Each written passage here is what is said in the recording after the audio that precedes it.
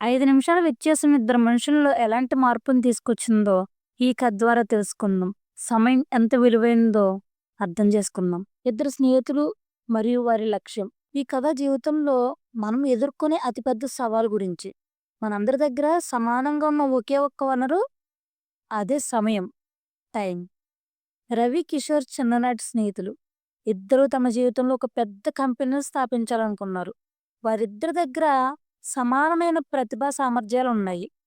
తేడా ఏమాత్రమూ లేదు. ఉన్నదల్లా రవి తన గడియారాన్ని చాలా చాలా విలువైందిగా భావిస్తాడు. ఎటువంటి తేడా లేకుండా తననుకున్న టైంకి తన పనులు కావాలని అనుకుంటాడు. తను ఉదయం 5 గంటలకు లేవాలి అనుకుంటే 5 గంటలకి ఖచ్చితంగా లేస్తాడు. అలాగే 5 నిమిషాలకి వ్యాయామం మొదలుపెట్టుకోవాలి అనుకుంటే అదే సమయానికి అతను వ్యాయామాన్ని ప్రారంభిస్తాడు.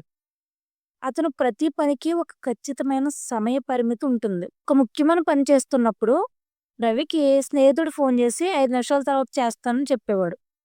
అతని దృష్టిలో ఒక పనిని వాయిదా వేయడం అంటే దాని విలువను తగ్గించడం. రవి ఎప్పుడూ ఇలా అనుకునేవాడు. ఒక పెద్ద భవనం కట్టాలంటే ఒక ఇటుకను కూడా నిర్లక్ష్యం చేయకూడదు.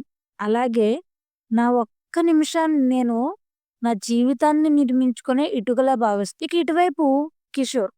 కిషోర్‌కు నిమిషాల లెక్కేం లేదు. అతను గంటల గురించి మాత్రమే ఆలోచిస్తూ ఉండేవాడు. ఉదయం లేవడానికి 15 నిమిషాలు, అరగంట, గంట అని ఆలస్యంగా లేచేవాడు. ఒక ముఖ్యమైన ఫైల్ పూర్తి చేయాలనుకుంటే ఇంకా 4 గంటలుంది కదా! ఇంకా 5 గంటలుంది కదా! అనుకుని ఆలస్యం చేసేవాడు. అతని స్నేహితులతో బయటికెళ్ళి కబుర్లు చెప్పుకుంటూ మాట్లాడుతూ సమయాన్ని గడిపేవాడు.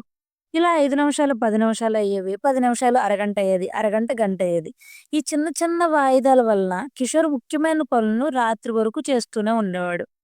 అలాగే నిద్ర లేని రాత్రులను గడిపేవాడు. 5 ఏళ్ల తర్వాత వచ్చిన మార్పేంటో తెలుసా? రవి రోజుకు వృధా చేయని ఆ చిన్న నిమిషాలన్నీ కలిసి అతనికి జ్ఞానంగా, నైపుణ్యంగా మారాయి. అతను తన కంపెనీ స్థాపించి మొదటి లక్ష్యాన్ని విజయవంతంగా చేరుకున్నాడు. కానీ కిషోర్ అతనింకా తన పాత ఆఫీస్‌లో అదే డెస్క్ ముందు కూర్చొనున్నాడు. ఎప్పుడూ పని ఒత్తిడితో నిరాశగా ఉండేవాడు. ఒకరోజు కిషోర్ రవిని చూసి అడిగాడు. రవి, మనిద్దరిలో ఒకే ప్రతిభ ఉంది కదా! కానీ నువ్వెందుకింత త్వరగా విజయాన్ని సాధించావు? నాకు మాత్రం ఎప్పుడూ సమయం అని ఇలా అడుగుతాడు. అప్పుడు రవి నవ్వుతూ సమాధానం చెప్తాడు. కిషోర్, నీ సమయం చాలకపోవడం కాదు. నువ్వు నిమిషాలను గౌరవించలేదు. నువ్వు వృధా చేసిన ప్రతి 5 నిమిషాలు నా జీవితంలో నా గ్రోత్‌గా నేను మార్చుకున్నాను. నువ్వు గంటలను చూసావు. నేను ప్రతి క్షణాన్ని చూశాను. అదే మనిద్దరి మధ్య ఉన్న అతి పెద్ద వైఫల్యపు గోడ. జీవితంలో విజయం అనేది పెద్ద నిర్ణయాలు తీసుకోవడం కాదు.